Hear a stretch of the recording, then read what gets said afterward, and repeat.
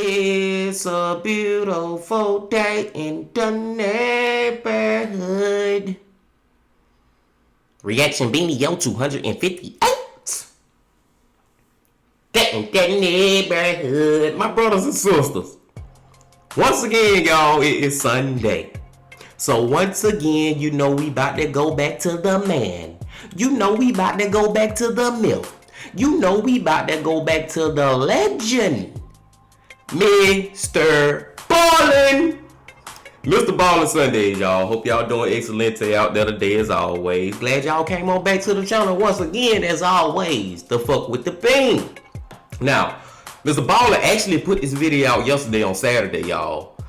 I ain't watching with my brothers and sisters. I was like, no, we gonna watch it on Sunday because I put out my latest Let Me Talk to You video, episode 7. And I basically was talking about aliens in the universe and just giving my opinion on it.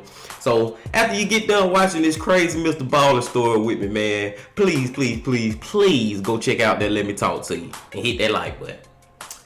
And I digress. The title of MrBallen's video is The Devious Mission the Government Tried to Hide.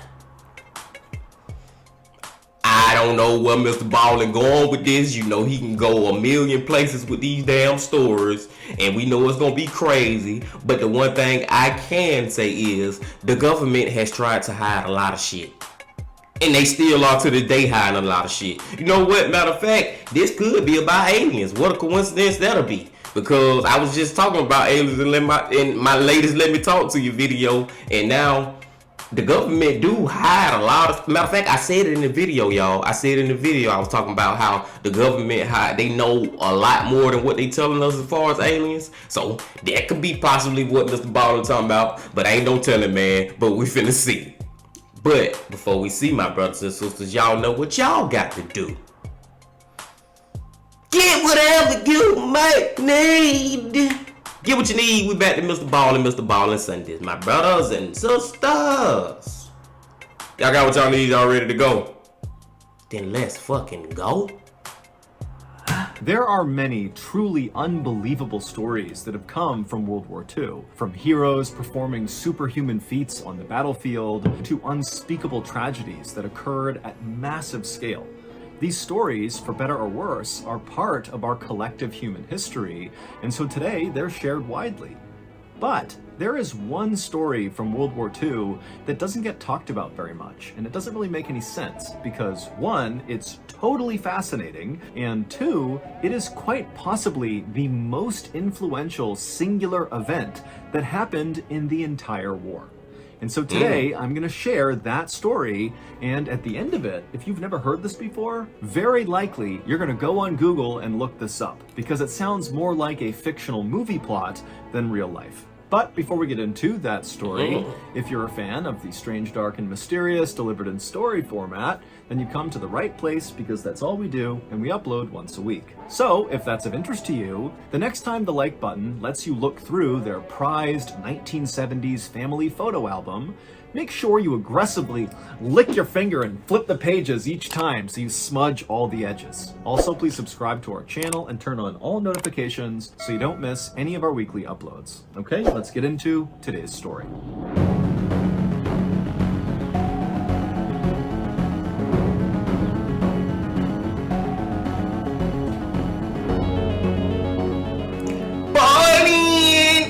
On the morning of April 30th, 1943, a fisherman named Jose Antonio Rey Maria rowed his little boat out into the rough waters of the Atlantic Ocean just off the coast of Spain. Jose was a sardine spotter, which meant his job was to go out into the ocean and look down and try to find schools of sardines swimming about 20 feet below the surface, and then he would flag the other fishermen over who would scoop the fish up with their nets. And Jose was very good at his job.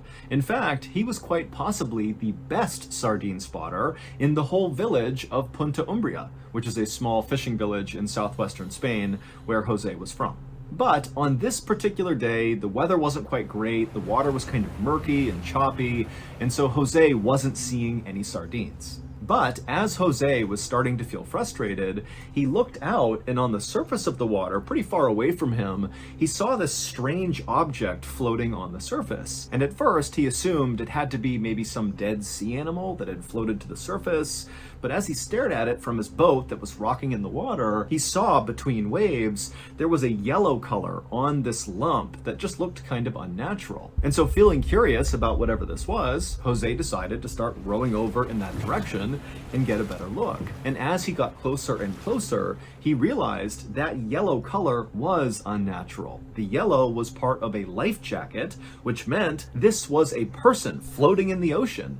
And so Jose, with his heart now racing, was thinking, oh my gosh, I have to go save this person. And so he raced over right up alongside them, and as soon as he looked down, he realized it was obviously too late. This person was obviously deceased. It was a man who had a military trench coat on who was lying face down in the water. And so Jose reached into the water and rolled the guy over, and immediately he was hit with this horrible smell, and then he looked at the face of this dead person and he was horrified. The guy's eyes were sunken into his skull, he had mold growing on his chin, bones were exposed, and it almost looked like the dead guy's face was trapped in this kind of ghastly expression, as if the last thing he experienced was horrifying before he died. And then Jose noticed there was something else about this corpse. There was a chain wrapped around his wrist, and that chain extended deep into the water. And so Jose grabbed the chain and began reeling it back in, and eventually he pulled out this big black briefcase that had a code on the top of it that you would need to enter in order to open it. Now, for context, at this time in Europe, World War II was raging from Britain to Russia. And so there were literally thousands of dead corpses scattered all over the world, basically, around the areas where fighting was taking place. So at this time, finding a dead soldier floating out in the middle of the ocean was actually not that uncommon. But in Spain, where Jose was, this was uncommon because Spain had not entered World War II. They were a neutral country. And so because there was no fighting happening there should not have been any dead soldiers floating just off their coastline. And so Jose stared transfixed at this dead soldier in his briefcase for a couple more moments, and then he kind of broke out of it and turned and yelled to the other fishermen who were out there in another boat and tried to flag them over to help get this corpse out of the water. But the other fishermen, when they realized what Jose was asking them to do, they said, no, we're not helping you with that. We're not touching the dead body. And so Jose just grabbed the dead body with one arm, and then awkwardly with his other arm, he managed to row this boat and drag along this corpse all the way back to the beach. And as he did, he and the other fishermen were kind of yelling back and forth at each other. It was kind of a commotion on the water. And so by the time Jose had got the corpse back to shore and dragged it up onto the sand, villagers in Punta Umbria had heard the commotion and come outside to see what was going on. And they saw Jose standing there with this dead body. And so they began forming a crowd around the body. And so I just gotta pause it real quick, my brothers and sisters, and let y'all know I don't know where the fuck we going with this story. I know what's going on, of course. Jose found a dead body who was a military man who floating in the sea. One of my questions is, how did he get out there? Apparently he was murdered or whatever and thrown out there, maybe, I don't know. But the one little clue, the one thing that's sticking out to me so far is he had a chain around his wrist that went down in the water, and at the end of the chain was a briefcase with a code on it. It's something in this damn briefcase, y'all. It's something in this briefcase. I don't know, but that's just all I can think of so far. Let's go. So nearby, Spanish soldiers were doing a training exercise and they saw this crowd gathering on the beach. And so a group of them walked over to see what was going on. And they pushed through the crowd and they saw this dead body on the ground. And right away, they began searching the dead body to figure out who it was. Last night, MrBallen commercials. But y'all, like, I don't know where we going. But the thing I can say is it's something up with that damn briefcase. It's something up with that briefcase, y'all. Something in that damn briefcase. And ain't no telling what the fuck it is. It's probably gonna be crazy as fuck. Y'all fuck with Aura, man. MrBallen get his commercial on. Let's take it back to about right here. And let's go. back to the story. Back to it.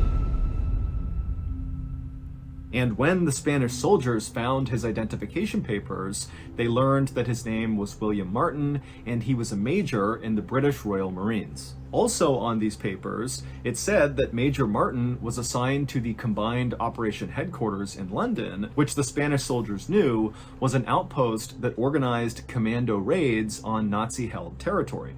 Under Major Martin's military trench coat, when the soldiers opened it up, they saw he was dressed in full kit, full battle gear, which suggested he had died during one of these commando raids. But after the Spanish soldiers had removed his gear, they couldn't find any shrapnel wounds or gunshot wounds. And so the running theory was, he must have been flying over this area and maybe his plane was shot down, and that's why we can't figure out how he died. But the Spanish soldiers had not heard any reports of a plane being shot down right off the coast. And so really they had no idea how Major Martin actually came to be here. Then, one of the Spanish soldiers who was still searching Major Martin's pockets found in one of them some crumpled papers and a photograph. And after he looked at them, he tapped on his commanding officer's shoulder and showed him. The photo was black and white, and it was this pretty young woman, and on the back of it, it was signed Pam. As for the crumpled papers that had been near this photo, they were bills. One was from a London nightclub from 3 nights earlier, and the other was a receipt for a diamond engagement ring. Now, these Spanish soldiers were not overly emotional, but they couldn't help but think how kind of sad it was that, Major Martin obviously was in love with this woman Pam, and they must have just gotten engaged, and now he's dead. It's like a tragic love story. And so the soldier who had found these bills and this photo folded them back up and tucked them back inside of Major Martin's pockets, and then the soldiers talked about what they should do next. Now, technically, because Spain was a neutral country, what they were supposed to do was turn this body back over to the British because he was a British soldier. But the Spanish government was run by a fascist dictator, Francisco Franco, who was not really neutral at all. He was actually secretly aligned with the Nazis. In fact, the Nazis' leader, Adolf Hitler, had helped Franco come to power, and so now that he was in power, he regularly shared secrets with the Germans. And so when these Spanish soldiers eventually contacted their higher-ups to ask what to do with this dead British soldier, their superiors told them, do not give Major Martin's body back to the British. Instead, bring his body to a nearby morgue where agents who worked for Franco would be able to inspect the body and open up that briefcase and see what was inside. And so these Spanish soldiers did as they were told. And when Franco's agents were able to finally pop open that black briefcase that was connected to Major Martin's wrist, they discovered inside 3 letters from leaders of the British military. And when Franco's agents read these letters, they knew right away they had discovered something incredible. And within days, these letters were sitting right on Adolf Hitler's desk. Now, at this time, in April of 1943, Hitler was starting to worry that he was about to lose the war. Even though the Nazis had successfully conquered most of Europe, it felt like the tide was turning against them. And in Hitler's mind, it was starting to seem likely that the Americans and the British were poised to launch some sort of massive attack on Nazi-controlled territory, and if they weren't ready for it, this could cost them the war. But Hitler had no idea where this major Allied attack was going to happen. And so trying to figure that out was basically the biggest priority the Nazis had at the time. Now, most of Hitler's intelligence suggested that this big major Allied attack was going to take place on Sicily, which is an Italian island. Italy was allied with the Nazis, and Nazi spies who were monitoring British and American phone conversations were hearing lots of chatter about an invasion of Sicily, and so that's why they believed that's going to be the place. That's where the attack's going to happen. I'm trying to figure out, y'all, where we going, but I think MrBallen just got me stumped right now. He just got me stumped because, okay, we know what was in the briefcase, these 3 letters, and they on Hitler's desk. They went straight to Hitler with this shit. But what the hell do them letters say? Is they a warning about the war? Is this some kind of way that eventually made Hitler kill more people or die? What do these letters say that's gonna be crazy? Cause the letters gotta be crazy. I feel like I'm going crazy trying to figure this shit out, y'all. Let's just see. But when Hitler looked at these 3 letters that were found inside of Major Martin's briefcase, everything changed. The letters, which were all signed by top leaders of the British military, said that the plans to attack Sicily were actually fake, that British and American forces were talking on these obviously tapped phone lines. They knew the Nazis were listening. They were talking on these lines about this invasion of Sicily just to confuse the Nazis. They wanted the Nazis to think that Sicily is the place. But as these letters would go on to explain, the real place, the real location of this huge Allied attack was going to be Nazi-controlled Greece, so 500 miles away. And so as Hitler is reading this, he's terrified because in his mind, he always thought Greece was really the Nazis' weakest link. And so to get this intelligence, it was the equivalent of like winning the lottery. Suddenly, Hitler went from having no idea where this huge attack on him was going to be to knowing exactly where it was going to be and knowing that he would have the time to shore up his weakest link, Greece. And so, on May 12th, 1943, less than 2 weeks after Jose the sardine spotter found Major Martin's body floating off the coast of Punta Umbria, Hitler sent a military directive to all of his leaders to prepare for a huge Allied attack, not on Sicily, but on Greece. And before long, German tanks were rumbling from southern France to Greece, and tens of thousands of German soldiers were setting up barriers on Greek beaches to repel the invasion. And then out at sea, the famous German U-boats, their submarines, which were so deadly during World War II, were out all over the place, getting ready to shoot any Allied ships that came towards the shore. In short, the Nazis were ready. But by July 9th, so 2 months later, nothing had happened. There had been no major Allied attack on Greece, on Sicily, or anywhere else for that matter. Meanwhile, I mean, is the letters true or the letters was some bullshit? Like Hitler thinking that he done got the jump on the Americans and the British, but them letters might been bullshit. All that shit might been like part of the plan that it might be a double trick to make him think that they tricking him until it wasn't gonna be at Sicily, it's really gonna be at Greece, but that's actually a trick too. You know what I'm saying? Let's see. Back in Sicily on July 9th, one of the few soldiers who was still stationed there, because remember, all those soldiers had been pushed to Greece, one of the few remaining soldiers was in his bunk writing a letter to his mother, and he would detail that it just felt too quiet in Sicily. And after he had written this letter, signed it, and put it away, he heard outside a massive booming sound. And so he ran outside and he looked in horror towards the horizon. Now, instead of being a beautiful, clear blue, it was black with smoke and warships as far as the eye could see. He couldn't even count the number of warships on the horizon. And they were all coming right towards Sicily, firing their cannons and guns. This was the big Allied attack. It was on Sicily.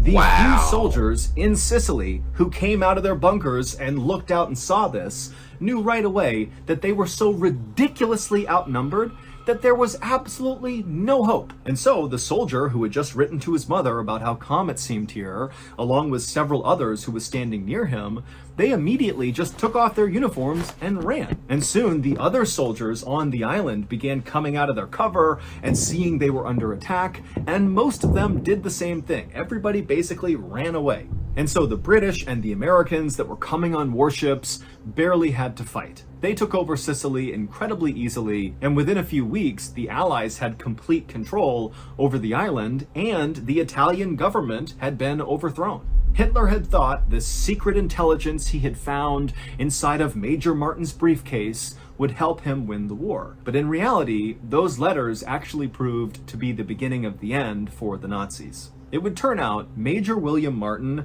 the dead British soldier that Jose the sardine spotter found off the coast of Punta Umbria, Spain, was not really who he appeared to be. In reality, Major William Martin didn't exist. The body definitely existed. That was a real dead body, but the identification of the body was fake. It had been fabricated by two very smart British intelligence officers named Ewan Montague and Charles Chumley as part of their very famous operation called Operation Mincemeat. And this operation was truly one of a kind. It was designed entirely to trick Hitler. The Allies knew if they dropped a dead British soldier off the coast of Spain, a neutral country, that they would turn it over to the Germans. And that's exactly what happened. And so everything that was on the fake Major's body, from the trench coat to the kit he was wearing to the identification papers, the receipts, the photos, all of it was placed very intentionally to convince the Germans that Major Martin was real. Major Martin was given a high enough military rank that it kind of made sense that he might be carrying this really special briefcase with highly classified military secrets, but his rank was not high enough that he would be known in military circles, because that would make it too easy for the Germans to identify that this was fake. And for the same reason, Montague and Chumley gave their fake major a very common name, Bill Martin. There were loads of Martins in the British military at the time, making a fake one hard to spot. But the British intelligence officers knew that they couldn't just present this kind of basic, generic British soldier and trick the entire German military. They needed to give him a backstory. And so Chumley and Montague spent as much time on Major Martin's uniform and what he was wearing as they did on his fake love affair with Pam.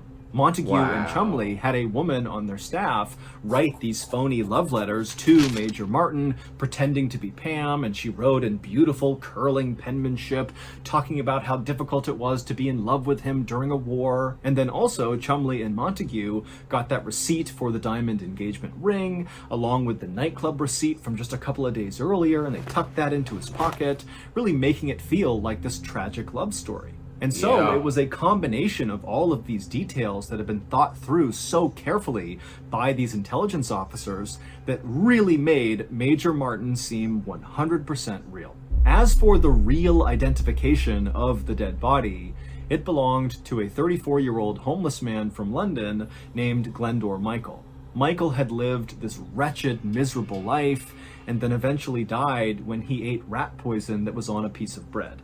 We don't know if he tried to kill himself or if it was accidental.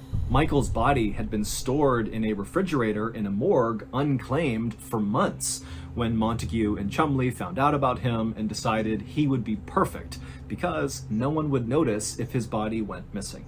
And so ultimately, Operation Mincemeat was a massive success. Hitler completely mistook a homeless man from London for a relatively high-ranking British military officer carrying international secrets on his wrist, and it cost Hitler the war.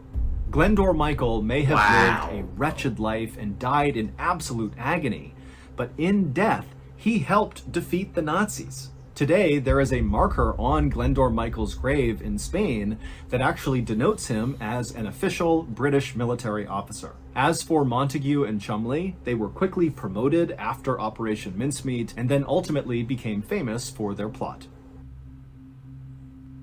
That's crazy.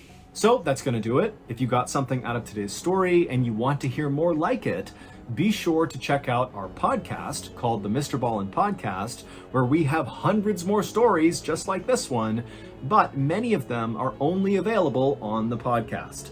Again, it's called the MrBallen Podcast, and it's available exclusively on Amazon Music. That's crazy, y'all. That is crazy, man. That's how they fucked Hitler up. They fucked him up. That's why I said, man, I was like, did they lie